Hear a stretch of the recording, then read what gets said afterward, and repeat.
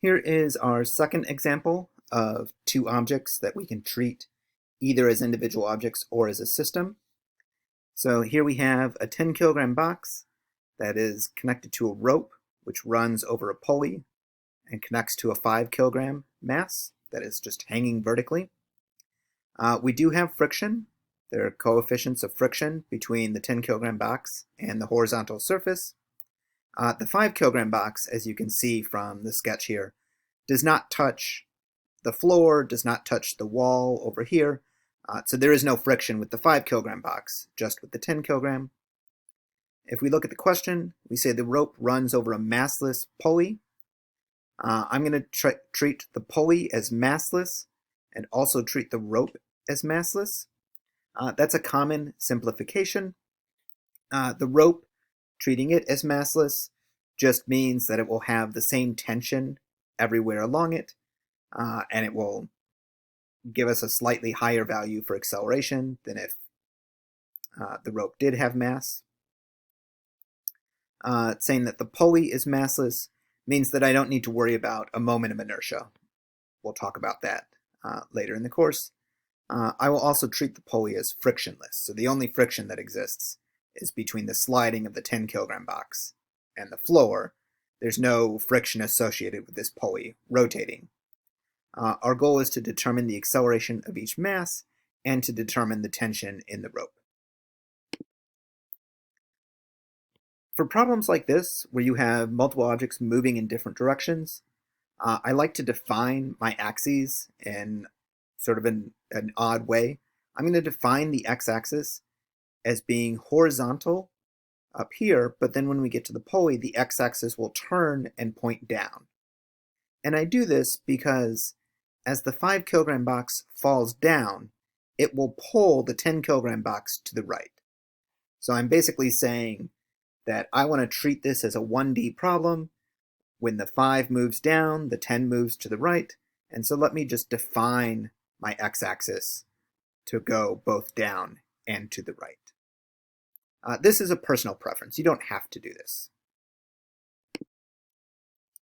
With that definition, we will start out with the system approach, treating both the boxes and the rope as a single object. In this case, our free body diagram, we have an upward normal force exerted by the floor, a downward force of gravity exerted on the 10 kilogram box, I'll call both of those y forces, an x force, that is the force of gravity pulling on the 5 kilogram box. That force is down in this diagram, but it is along my x-axis, which is why I've drawn it to the right in my free body diagram. And then we have a kinetic force of friction to the left, exerted by the floor onto the 10 kilogram mass.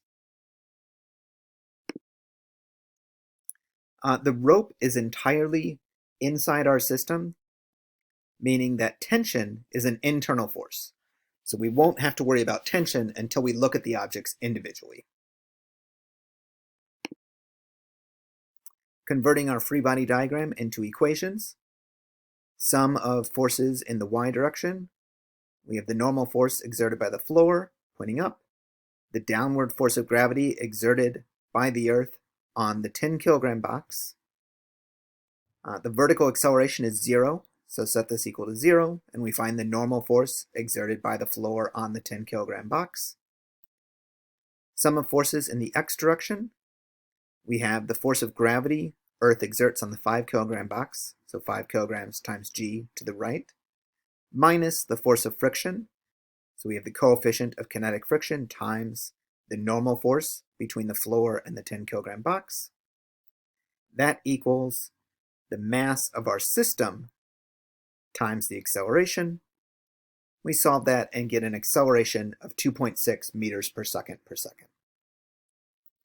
Thinking about this for a moment, in our setup, the 5 kilogram box is falling down, but as it falls, it is dragging behind it this 10 kilogram box.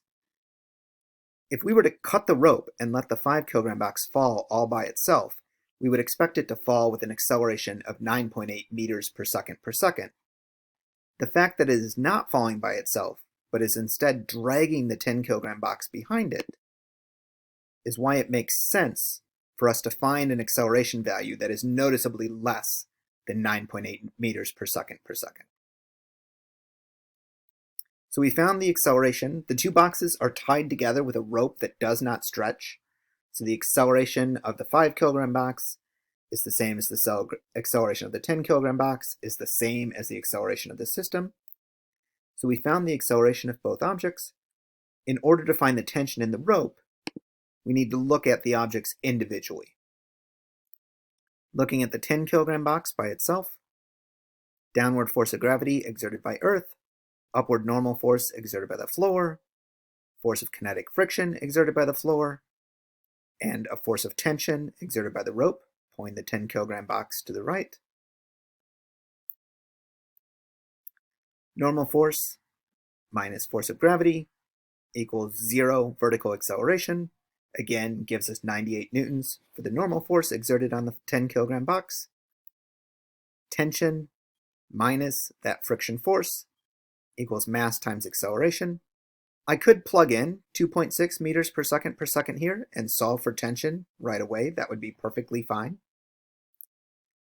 But suppose I didn't do the system approach. Suppose I just started by looking at the objects individually.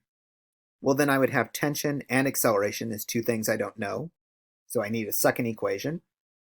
To get that, I come over here and look at the 5 kilogram box. 5 kilogram box is being pulled downward with a force of gravity exerted by Earth and pulled upward by a tension force exerted by the rope.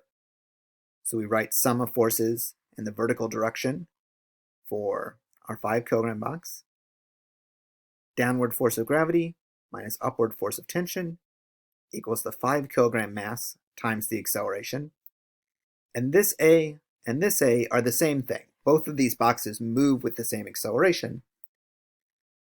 So if I did not already know that acceleration was 2.6 meters per second, I could solve these two equations together to find both tension and the acceleration of the boxes. So just like in example 1, you can solve the problem looking just at individual objects, but if you instead start with the system approach, you do have simpler equations with fewer unknowns. So we can solve for acceleration very easily. What most students like to do, what is usually easiest, is to do the system approach first, find acceleration, then look at the objects individually, plug in the acceleration value you already know, and solve for tension. Then you could come over here, again plug in the acceleration value that you already know, solve for tension again, just to make sure that you get the same value for tension. Notice here, in my net force equation for the 5 kilogram box, I am treating down as the positive direction. And that goes back to my axes that I defined originally as to the right and down being the positive x direction.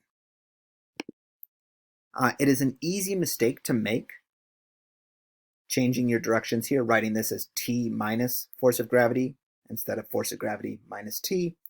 If you did make that mistake, then when you solved for acceleration, if you were to solve this equation for acceleration, in that case, you would get an acceleration that is greater than 9.8 meters per second. So that check, stopping at the end of the problem to say, what's my acceleration? Is it less than gravity? Does it make sense to be less than 9.8 meters per second? Taking one extra minute to do that check can help you catch an error a lot of times.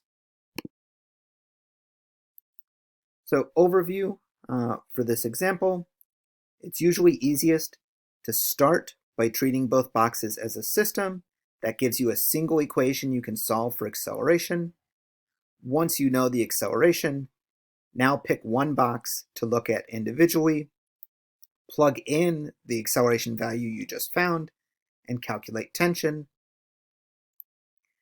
As I mentioned, it's also useful then to do the same thing for the second box, just to check that you get the same tension value.